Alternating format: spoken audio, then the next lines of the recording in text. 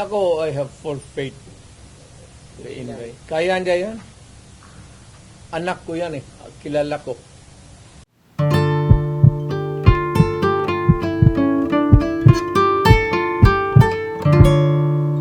President, yung sinasabing threat daw ni Vice President Binata man yun.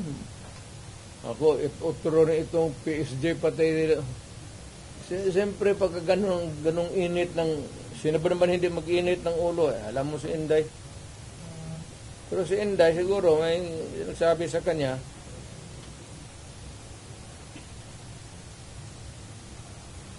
So, who is spicier? You or Inday?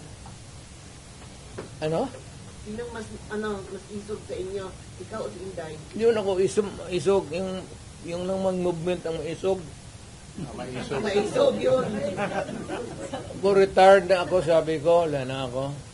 So, si Inday. Ako, I have full faith kay Inday. Kaya niya yan. Anak ko yan eh. Kilala ko. Kaya yan. Pero, one thing is clear, yung direksyon ng administrasyon, doon talaga sa amin. So, ano ang magiging logical conclusion with everything that is happening now? Is BBM going to suffer the same fate as his father? I do not, that it remains to be seen.